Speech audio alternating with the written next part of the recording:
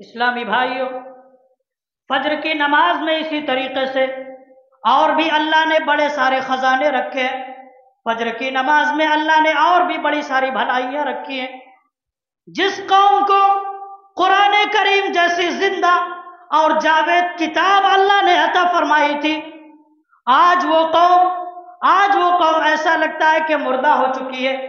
آج یہ قوم اپنی بیداری کا ثبوت دینے کے لیے تیار نہیں ہے، اپنے زندہ رہنے کا ثبوت دینے کے لیے تیار نہیں ہے۔ جاگنے والی قوم آج سونے پر تلی ہوئی ہے، فجر کی نماز کے وقت میں خراٹے کی نیند لے رہی ہے، خراٹے کی نیند آج یہ قوم سو رہی ہے۔ فجر کی اذان کے اندر مؤذن جب کہتا ہے حی علی الصلاۃ، آؤ نماز کی طرف، فجر کی اذان میں مؤذن جب کہتا ہے حی علی الفلاح، آؤ کامیابی کی طرف، فجر کی اذان میں مؤذن اس کے بعد یہ بھی کہتا ہے الصلاۃ خیر من النوم، نماز نیند سے بہتر ہے، نیند سے بہتر نماز ہے۔ لیکن افسوس تو اس بات پر ہوتا ہے کہ مسلمان فجر کی اذان کے ان کلمات کو سننے کے باوجود بھی اپنے بستروں کو آج چھوڑنے کے لیے تیار نہیں ہے۔ فجر کی نماز کو جماعت کے ساتھ مسجد میں پڑھنے کے لیے مسلمان آج آنے کے لیے تیار نہیں ہے۔ یہ اس نبی کی امت کی حالت ہے آج، جو نبی رات کے آخری حصے کو نماز میں اور رات کے آخری حصے کو جو نبی اللہ کی عبادتوں میں گزارا کرتے تھے۔ حضرت علی رضی اللہ تعالیٰ عنہ فرماتے ہیں بدر کی لڑائی کی رات میں نے دیکھا کہ تمام لوگ سو چکے ہیں، تمام لوگ سو چکے ہیں، مگر اللہ کے حبیب محمد الرسول اللہ صلی اللہ علیہ وسلم کو میں نے دیکھا کہ اللہ کے نبی ساری راتیں نماز پڑھ رہے ہیں، اللہ کے نبی صبح تک نماز پڑھ رہے ہیں، اللہ کے نبی صبح تک دعائیں کر رہے ہیں۔ حضرت حذیفہ رضی اللہ تعالیٰ عنہ صحابی رسول ہے، فرماتے ہیں کہ غزوہ خندق کے موقع پر رات کے وقت میں جب میں جناب محمد الرسول اللہ صلی اللہ علیہ وسلم کی خدمت میں حاضر ہوا تو میں نے اللہ کے نبی صلی اللہ علیہ وسلم کو نماز پڑھنے کی حالت میں پایا، رات کا وقت۔ آج آئے دن مسلمانوں کے اوپر دیکھیے نئی نئی مصیبتیں آ رہی ہیں، نئی نئی بلائیں آ رہی ہیں، آفتیں ختم ہونے کا نام نہیں لے رہی ہیں۔ اس کی ایک بڑی وجہ یہ ہے کہ مسلمانوں نے فجر کی نماز سے غفلت کرنا شروع کر دیا ہے۔ مسلمان آج فجر کی نماز سے غافل ہو چکے ہیں، اسی لیے روزانہ نئی نئی آفتیں اور نئی نئی مصیبتیں آج ہمارے اوپر آ رہی ہیں، ورنہ اللہ کے نبی نے تو حدیث کے اندر فرمایا تھا من صلی الصبح فہو فی ذمۃ اللہ، کہ جو فجر کی نماز پڑھ لیتا ہے، جو فجر کی نماز کو پڑھ لیتا ہے، وہ اللہ رب العالمین کی سیکیورٹی میں آ جاتا ہے، وہ اللہ کی حفظ و امان میں چلا جاتا ہے۔ ذرا غور کرو، ذرا بتاؤ، اگر کوئی آدمی اللہ کی حفاظت میں چلا جائے، اگر کوئی آدمی اللہ کی امان میں چلا جائے، کیا دنیا کی کوئی طاقت اس کو تکلیف دے سکتی ہے؟ کیا دنیا کی کوئی طاقت اس کو جو ہے پریشان کر سکتی ہے؟ کیا دنیا کی کوئی طاقت اس کو جو ہے مصیبت کے اندر مبتلا کر سکتی ہے؟ فجر کی نماز کے اندر سونے والے مسلمانوں ذرا بتاؤ، اگر تمہیں آج نیند سے پیار ہے، اگر تمہیں اپنے بستروں سے پیار ہے، فجر کی اذان کو سننے کے بعد بھی اگر تم اپنے بستروں کو نہیں چھوڑتے ہو، فجر کی اذان کو سننے کے بعد بھی اگر تم مسجدوں کی طرف جماعت کے ساتھ فجر کی نماز کو ادا کرنے کے لیے نہیں آتے ہو، تو بس تمہاری خدمت میں اللہ کے نبی صلی اللہ علیہ وسلم کی حدیث پیش کی جا سکتی ہے کہ اللہ کے نبی فجر کی نماز سے کتنی محبت کرتے تھے وہ تو دور کی بات ہے، اللہ کے نبی فجر کی سنتوں سے کتنی محبت کیا کرتے تھے۔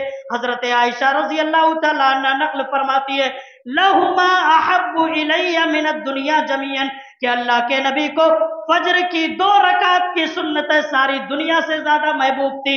فجر کی 2 رکعت سنتیں اللہ کے نبی کو ساری دنیا سے زیادہ پسندیدہ تھی۔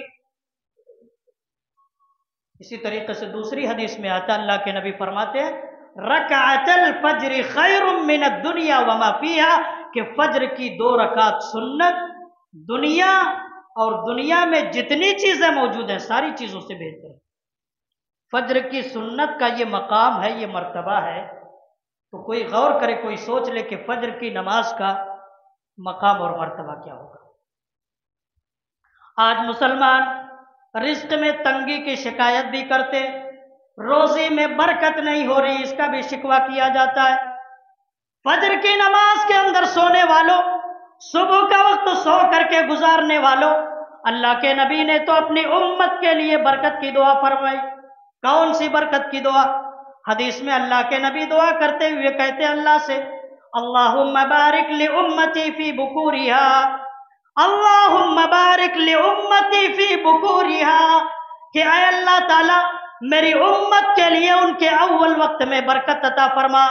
इस बरकत से अगर फायदा उठाना है तो सुबह बेदार होने वाले बन जाओ, फज्र की नमाज को जमात के साथ अदा करने वाले बन जाओ, फज्र की नमाज को जमात के साथ पढ़ो, सुबह उठ करके अल्लाह की इबादत करो, अल्लाह की इबादत करने के बाद रोजियों की तलाश में निकल जाओ। अल्लाह रब्बुल आलमीन तुम्हारे लिए बरकतों के और रोजियों के दरवाजे खोल देगा।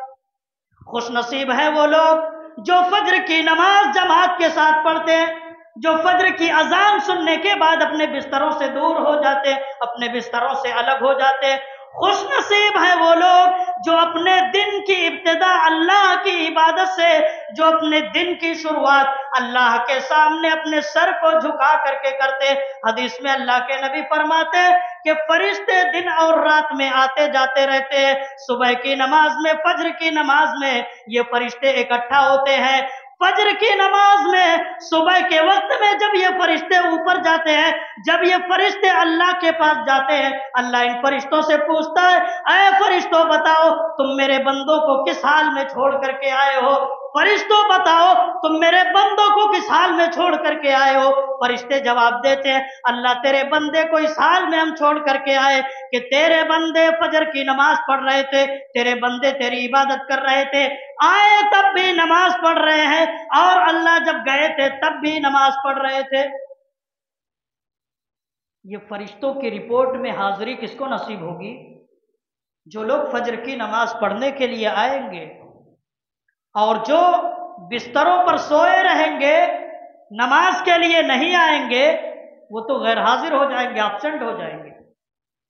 मेरे इस्लामी भाइयों, शैतान बड़ा जोर इस बात पर लगाता है कि इंसान की फज्र की नमाज को जाये कर दिया जाए, बर्बाद कर दिया जाए।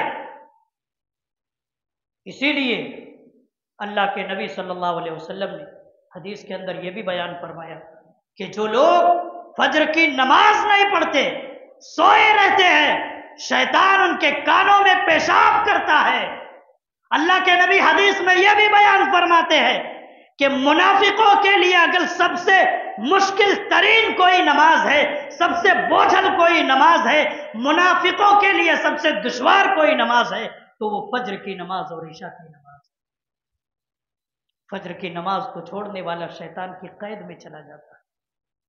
मेरे इस्लामी भाइयों, इन तमाम कबाहतों से हम अगर अपने आप को बचाना चाहते हैं तो हमारे लिए ज़रूरी है कि हम फज्र की नमाज जमात के साथ अदा करने वाले बने, और उसके लिए मस्जिद के जिम्मेदारों को, कमेटियों के जिम्मेदारों को आगे आना चाहिए, और फज्र की नमाज के लिए बाकायदा मुहिम चलानी चाहिए, बेदार करना चाहिए। इसलिए कि अगर आज की नौजवान नस्ल को छोड़ दिया गया सोने के लिए, ये मरते दम तक इसी तरीके से सोती रहेगी और फज्र की नमाज को पढ़ने के लिए तैयार नहीं होगी। मर्द तो मर्द है, खवातीन के बारे में आता है कि खवातीन, अल्लाह के नबी के ज़माने में जबकि मुस्तकिल इंतज़ाम भी नहीं होता था खवातीन के जो है नमाज पढ़ने के लिए, औरतों के बारे में आता है कि खवातीन भी फज्र की नमाज में चादरें ऊपर डाले हुए मस्जिद नबवी में नमाज पढ़ने के लिए फज्र की नमाज आ जाया करती, और जब वो फज्र की नमाज पढ़ करके निकलती थी तो ये औरतें तारीकी और अंधेरे की वजह से पहचानी नहीं जाती। खवातीन फज्र की नमाज उतना पाबंदी करती थी। हमारी माएँ, हमारी बहनें गौर से सुने, अपने शौहरों को बीवियां जगाने की कोशिश करें, माएँ अपने बच्चों को जगाएं, बहनें अपने भाइयों को बेदार करने की कोशिश करें, वालिदैन अपने नौजवान बच्चों को जगाए, वरना ये बच्चों के साथ भी अच्छा नहीं होगा। बच्चों की तरबियत के ताल्लुक से ये अच्छा नहीं होगा। अगर बच्चों को फज्र की नमाज में सोते हुए छोड़ दिया गया तो ये चीज़ आगे चल करके बड़ी खतरनाक साबित